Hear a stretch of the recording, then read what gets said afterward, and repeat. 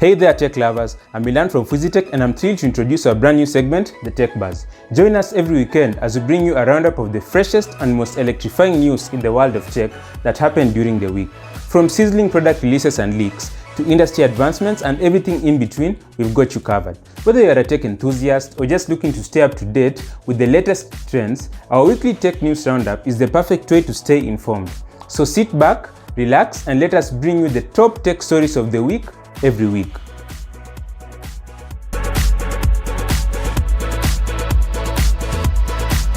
So following Elon Musk's footsteps with Twitter Blue, Meta has just launched a paid verification badge for Facebook and Instagram. For a couple bucks a month, you can now have your account blessed with a shiny blue checkmark, guaranteeing you increased visibility in search, comments, and recommendations. You'll also get protection against impersonation, something that they're supposed to be doing for free, priority customer support, another thing that they're supposed to be doing for free, and other exclusive features. All this will set you back $12 a month on the web and $15 a month on iOS and Android. To apply for it, users need to confirm their identity via government ID that matches the profile name and photo of the account. So I guess my gullible ass won't be catfished again.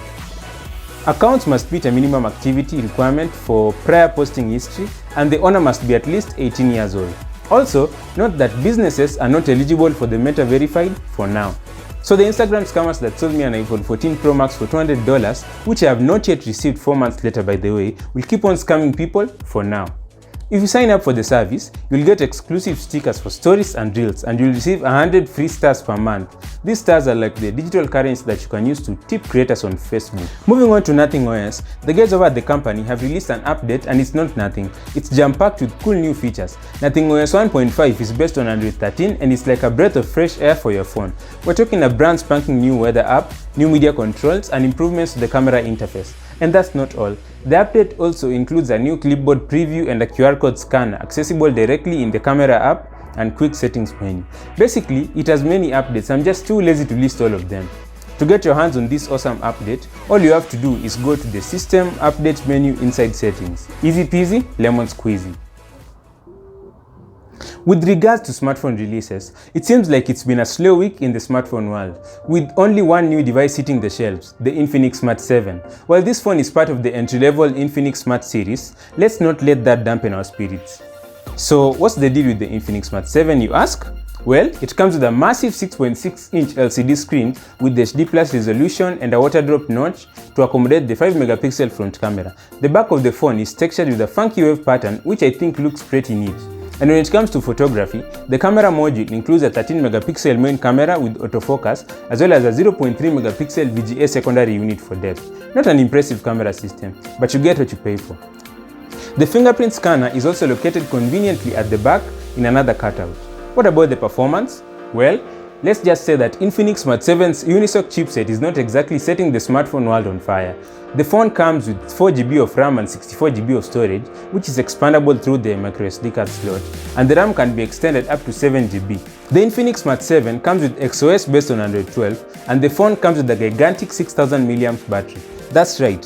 Since the processor and the display don't take that much power, you can spend your entire day scrolling through media and streaming videos and taking photos without ever worrying about running out of juice.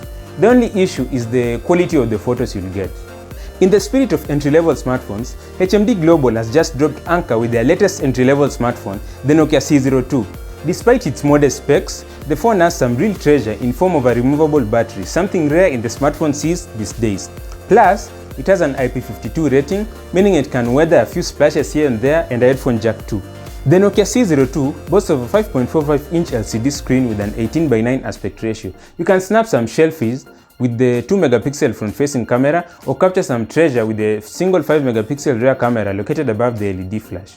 Okay, let's be honest, the treasure that you get with such a camera won't be that good. The phone's polycarbonate frame and back have a nano texture that can be popped off to reveal the replaceable 3000 mAh battery, as well as the dual SIM slots and microSD card slot. That's like finding a secret map that leads to the X that marks the spot. And if you haven't heard it by now, this is pirate theme, so get in line before you walk the plank. I'm the captain now. Of course, all great journeys must come to an end, and this one charges via micro USB cable, offering speeds of up to 5 watts. Come on Nokia, you have to be serious. But hey, don't let that stop you from setting sail. This phone is paired with 2GB of RAM and 32GB of storage, while the software side is covered by Android 12 Go Edition.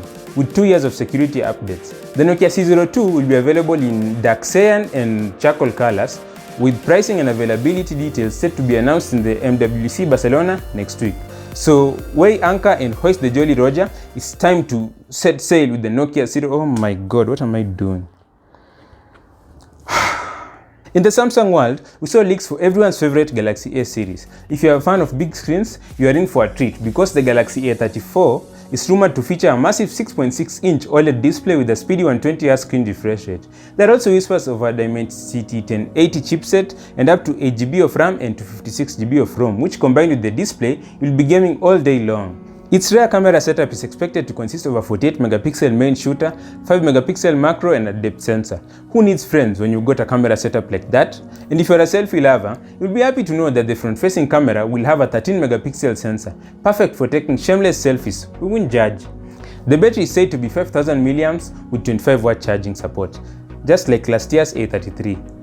Next up, let's talk about the Galaxy A54. This phone may have a 6.4-inch OLED display and an Exynos 1380 chipset, and with up to 8GB of RAM and 56GB of storage, you'll have plenty of power and space to play with. We're talking games, streaming services, and more cut videos that you can shake a stick at.